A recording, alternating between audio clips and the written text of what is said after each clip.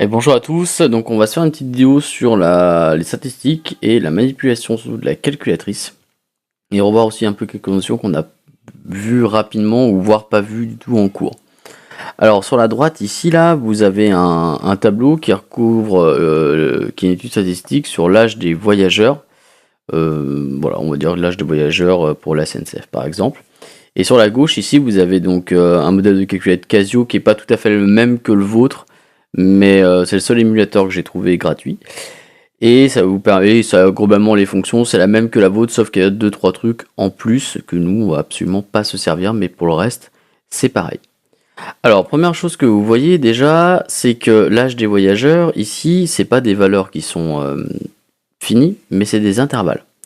Si vous voulez manipuler des intervalles sur une série statistique, la chose que vous avez à faire pour chacune d'entre elles, c'est de calculer le centre de classe. Pourquoi? Parce que dans mon menu de ma calculatrice, là, donc je vais dans le menu Stats, d'accord? Et lorsque je vais devoir remplir mon tableau qui est ici, je ne peux pas rentrer un intervalle ici sur la liste 1.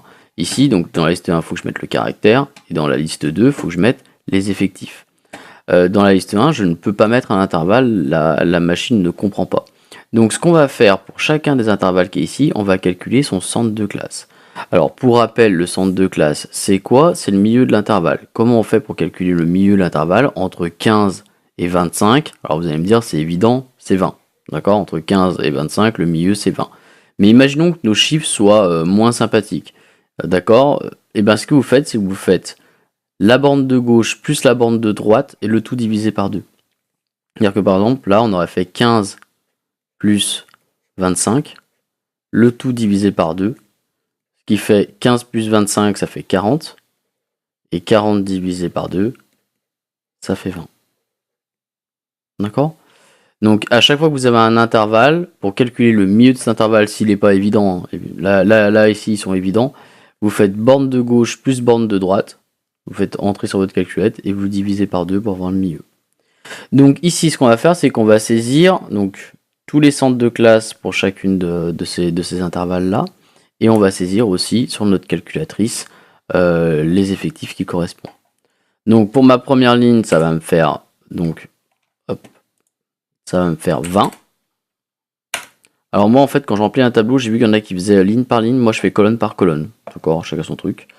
Entre 25 et 35, ben, le milieu c'est 30. Entre 35 et 45, c'est 40. Entre 45 et 55, c'est 50. Et entre 55 et 65, c'est 60. Donc on a rempli déjà notre première colonne. Ensuite, on va ici pour les effectifs, il n'y a rien à faire, il y a juste à saisir les valeurs telles quelles. Donc 54, 124, 168, 109 et 45. Donc voilà, on a saisi notre tableau en entier. Et maintenant, ce qu'on va faire, c'est que nous, ce que je vous ai expliqué en cours, c'est qu'on est en stat à une variable. Donc nous, ce qui nous intéresse, c'est le var ici. Donc on va faire F1 pour appeler la fonction qui est dessous. Donc F1. Et ça vous donne directement ça. Ah oui, alors vous, en fait, ça marche pas comme ça. Attendez, hop, je refais exit. Voilà.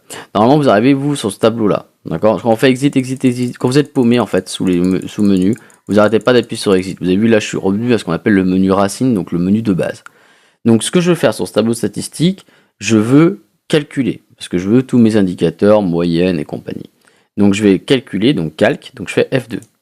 Et ici il me dit, soit tu calcules en mode une variable, soit en mode deux variables. D'accord? Donc je vous répète ce que je vous ai dit à l'instant, c'est que nous on fait ça en une variable. Donc je fais F1. Et à ce moment-là, ici, je vais avoir tous mes indicateurs. D'accord? Et pour passer d'un indicateur à l'autre, vous baissez comme ça. Je crois que la présentation est globalement la même. Donc ici, vous avez votre moyenne à 39,34. Ici, vous avez l'effectif total, donc 500. D'accord, on a 500 personnes qui ont été interrogées. Donc là, ici, quand on vous demande l'effectif total, hop, vous l'avez déjà direct. D'accord. Vous avez le minimum, le premier quartile, la médiane, le troisième quartile, le maximum. Et voilà, tout bon.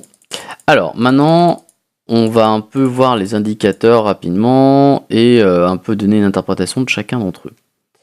La moyenne reste la moyenne, c'est-à-dire que le temps moyen c'est quoi? C'est voyageur, hein. L'âge moyen donc d'un voyageur est de 39,34 ans. Ok, ça se comprend, tout le monde comprend ça. Donc toujours pareil, une interprétation, c'est une phrase qui doit être compréhensible par tout le monde. Maintenant, on va regarder Q1, donc le premier quartile, la médiane et Q3. Alors, Q1, ça correspond aux 25 premiers pourcents. 25% premiers.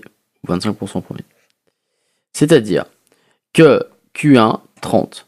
Ça veut dire que 25% de vos voyageurs ont moins de 30 ans. D'accord? C'est ça votre Q1. Q3, c'est la même chose, mais pour les derniers. D'accord? C'est-à-dire que les 25% plus vieux, d'accord, ils ont plus de 50 ans.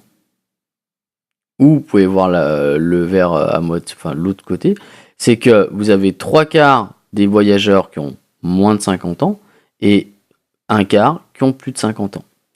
Et enfin, votre médiane à 40, ça veut dire que la moitié de vos voyageurs ont moins de 40 ans et l'autre moitié a plus de 40 ans. Donc voilà. Après, si on calcule ici l'étendue étant la différence entre la valeur minimum et la valeur maximum. Ici, votre étendue, donc ça vous fait du 65 moins 15, 65 étant la plus grande valeur et 15 étant la plus petite. Donc ça vous fait 50 ans. C'est-à-dire que vos voyageurs, la différence d'âge de vos voyageurs entre le plus jeune et le plus vieux est de 50 ans. Donc voilà, par exemple là typiquement ça, si vous faites une étude, c'est plutôt la SNCF le matin, d'accord? Quand les gens vont bosser, la moyenne d'âge elle est entre 15 et 65 ans. Plus de 65 ans vous êtes retraité, donc normalement vous n'êtes pas dans le train. Et moins de 15 ans vous êtes un peu jeune pour prendre toujours le train tout seul. Donc voilà, et donc ça vous donne l'amplitude, d'accord, de l'âge de vos voyageurs. Tout bon, après on en verra d'autres comme le mode, etc. Mais ça c'est un peu plus tard dans le cours. Et là on a fait le tour. Donc moi en fait ce que je vais vous demander au contrôle qui va vous tomber dessus semaine prochaine, c'est vraiment donc vous avez un ou plusieurs tableaux statistiques. Vous en aurez sans doute plusieurs. Donc déjà de rentrer dans votre calculette les différents tableaux.